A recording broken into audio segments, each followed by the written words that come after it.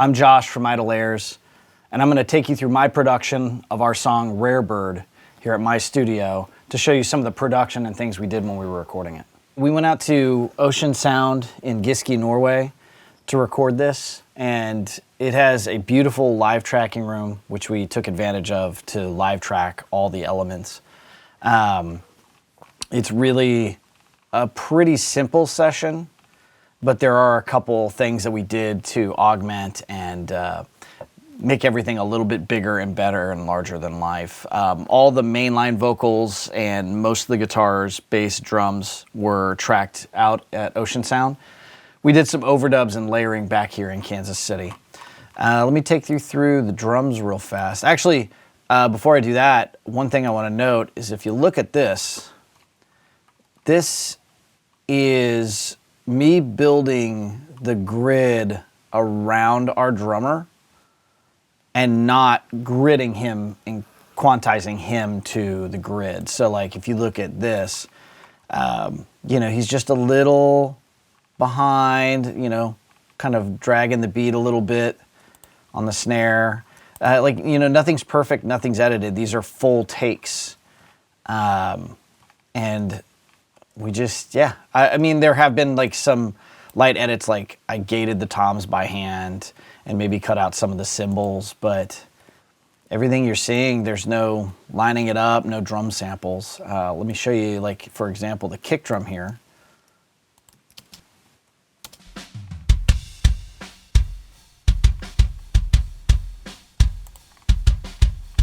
See there, you can still hear all the bleed from the kit, from the outside mic and everything. We used a really nice Gretsch drum kit. I think we did 24 by 16, 13, 16, 18 on the toms. And then we used a Gretsch bell brass, which was 14 by 6.5. But yeah, let's take a listen to all these drums together real fast.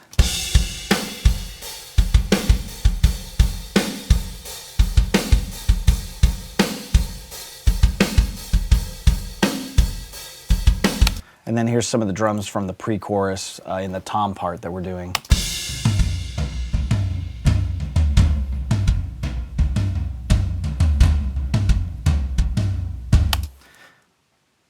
And then here is the isolated snare drum.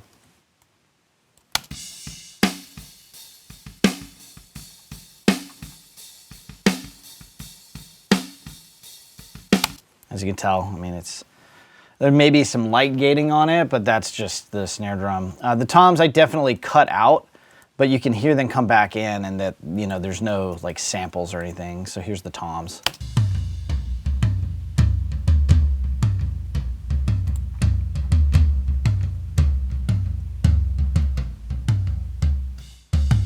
So yeah, I would probably cut and fade on like big crashes. But yeah, that's it. Like even like listen to this. You can still hear there's a real kit back there. Interestingly, on the hi-hats, something I do is that you can see I have the hi-hat track here. I will separate the hi-hat track into open hits and then closed hits. Back to the open hits. Since there is a change in the volume and where I want those to be, instead of trying to automate one track, I'll split them out. I do that with the ride as well, so when you're actually like riding on it, crashing on it, if you hit the bell, anything like that, chokes, I'll cut those and fade those and put them on their own tracks, so that way I can have control of them in the mix as opposed to automating one single track, which takes a bunch of time. I can kind of just park it where I need it to be. Another interesting thing I did on the kit is that there's a standard set of overheads, but I also put individual mics on all the cymbals. So you'll notice here, like when we get into the chorus, there are these tracks that I've cut out, and I've gone in and I've hand faded each cymbal hit. And I'll show you them separately, but here's everything together.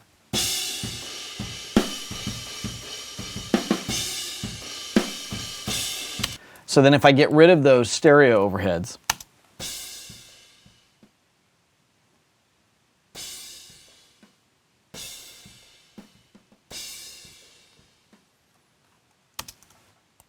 So it's just adding some depth and some clarity to those cymbal hits so they actually can cut through the mix. And I can kind of play with the close ones to get them out a little bit further, and then use the left and right overhead that are labeled Lover and Rover to get a stereo picture of the kit. In the mix, I might have treated this with maybe more compression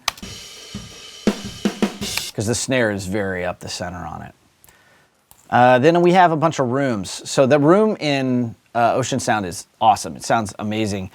You can really get a lot of depth out of it. The close rooms to me sounded really good. I used some 40-38s and I put the rejection towards the kit and then I compressed them for sure.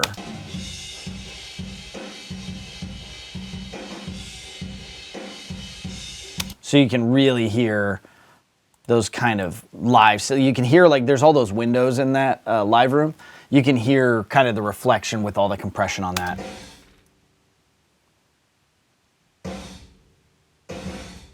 Now the far rooms, interesting enough, are drier. So if we listen to that.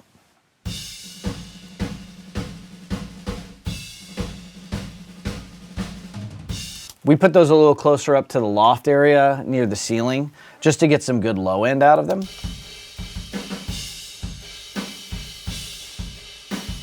And then I also had this mono mic, which is a Royer 122, and I threw the rejection pattern. It's right in front of the front of the kit, like probably like kick drum, just 6 feet out. And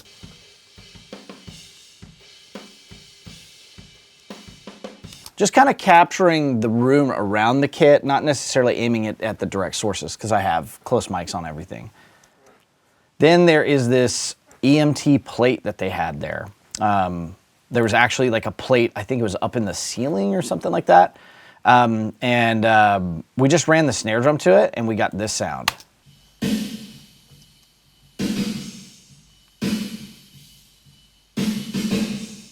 It's splashy, it's cool sounding. So the drums, again, all together with all the rooms and everything.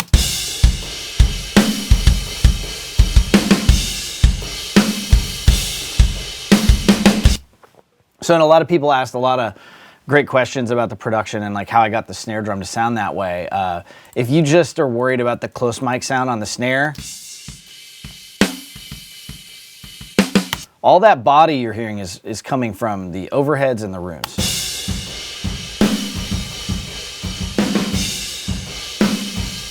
Adding the snare in.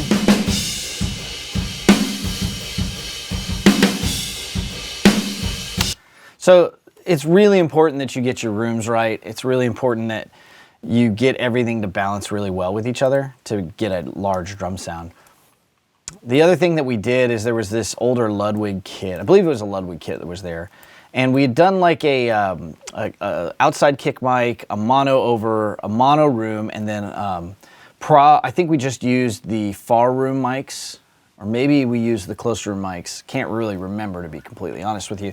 But we just moved a kit in front of the other kit and overdubbed it later with some microphones we had there.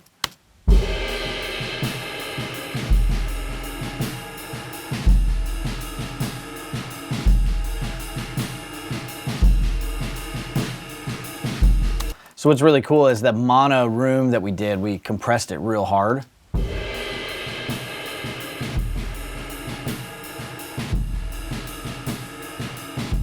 Because this is the kick drum mic itself.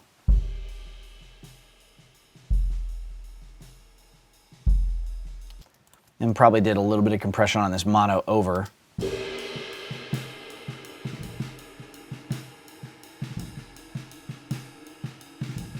But really a lot of the body's coming from that mono, and then when you add everything in with these rooms, it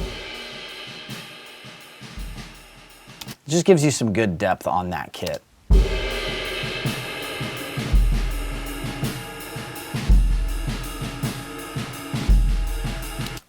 I didn't want to compress the rooms too much because I wanted it to have that big subby low end in the center type thing, and I didn't need it kind of washing out in the sides. After that, we've got some percussion here. It looks like I might have duplicated the rim clicks, and it doesn't look like I even have them up in the 7/4 section here which is technically like the pre-chorus.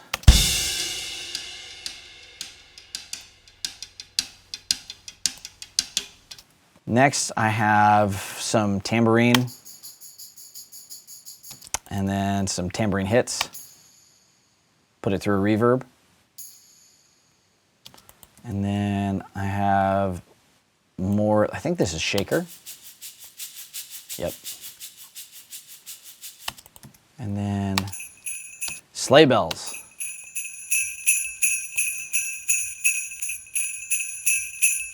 Ben actually played those. Then there's this cymbal. It was like a malleted cymbal hit with a lot of compression.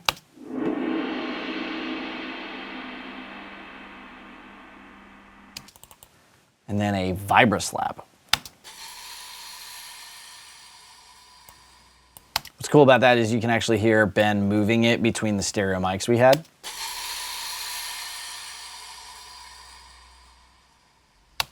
It's really cool. And then we also did some djembe. This was overdubbed here at my studio in KC. This all together in that 7-part ended up being really cool.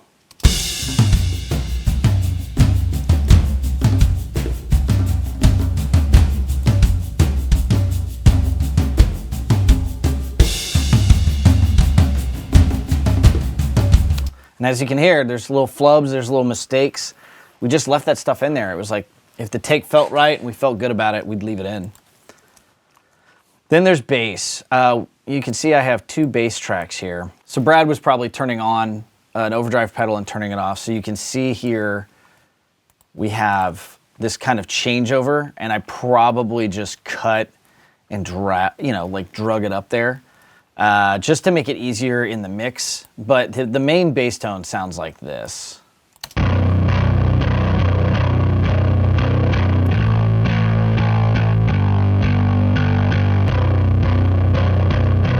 And then the cleaner bass tone sounds like this.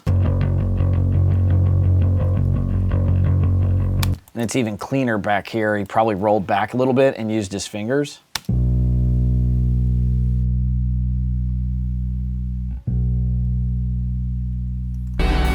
So the bass and the drums together, say in the chorus here.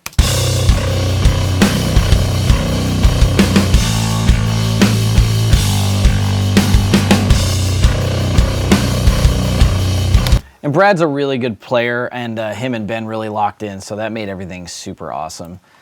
So let's get into rhythm guitars.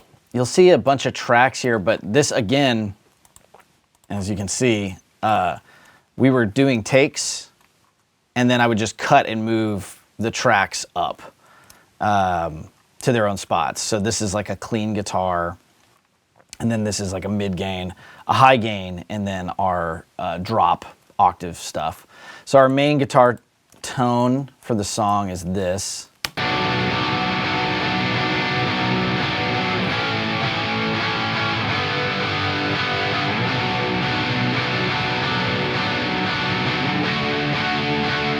And then we have the verses, which is a high gain for me with a bunch of reverb delay, and I'm trem picking, and then Chris is doing more chords with reverb and delay.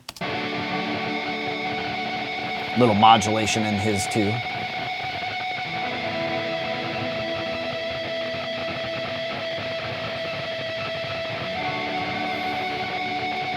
Sounds like I could have been using a fuzz. Maybe there might have been a little modulation in what I was doing too. And then in the bridge, same thing, cleans, delays, mod. Very lush plates.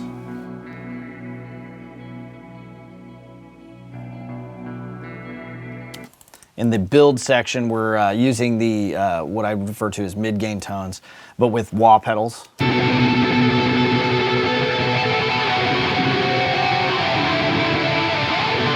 And then there's the stabs or the chug part, off time part.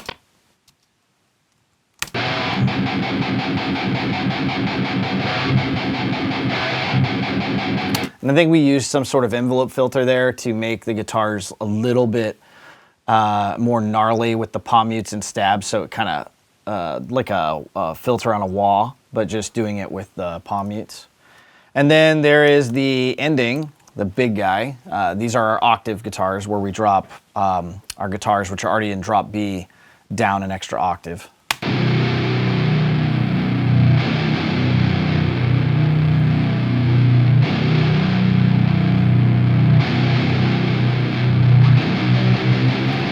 So, and all that is done with quad cortexes from Neural DSP. We got all our tones here at my studio and then took them to Norway and tracked like that. And then, you know, we start getting into the fun stuff. Some of this stuff happened out in Ocean Sound, some of it happened here. But since we're doing quad cortexes, we couldn't get feedback live, so we have a couple feedback tracks that we did.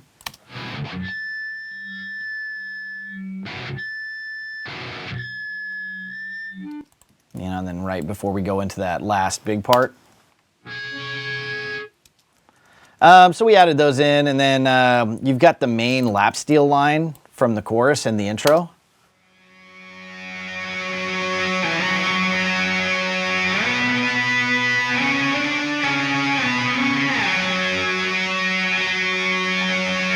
The swell at the beginning is probably taken from that and just reversed in.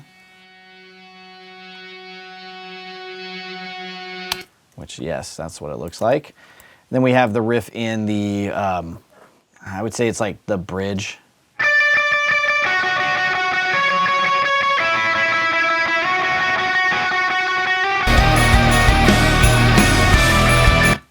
And then there's the riff here at the ending.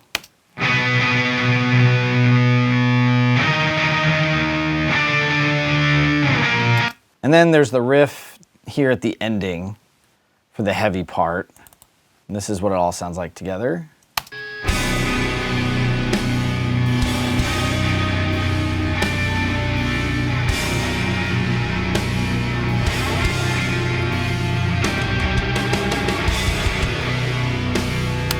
And at the beginning, in the intro and then the chorus and some of the verse and pre-chorus, we have some acoustic guitars.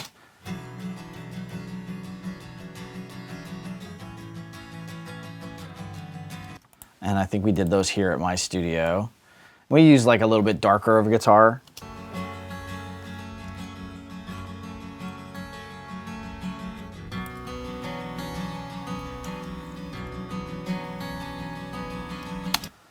And then now we're getting into some of the keyboard stuff. I used my ASM Hydrosynth a lot on this record. To layer up the lap steel part, we used the ribbon controller on the Hydrosynth and doubled the guitar with it because you're not really hitting notes, you're kind of just moving your finger on a ribbon, so we could keep it kind of like the lap steel is. So this is what they sound like together.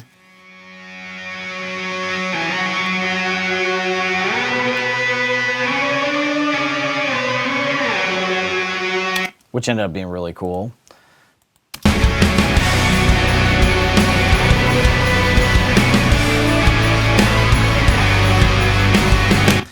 Also under that, I more than likely used Arturia or UVI.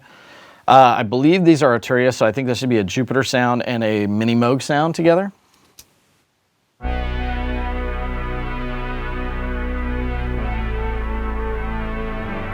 Just the Mini Moog.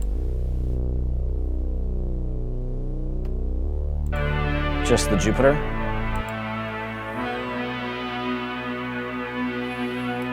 And that goes through a couple spots in the record.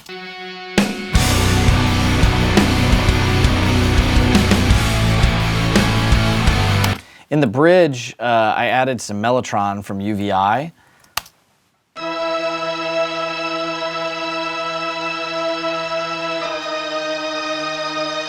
And then there's a little extra part in here that I'm not sure you've heard, but it's in there.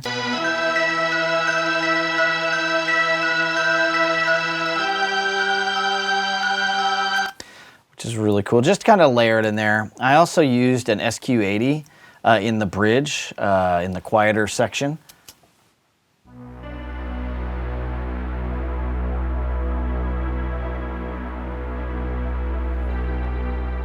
Addition with that is I used this CS80 from Arturia, kind of do the Blade Runner-y dive sound.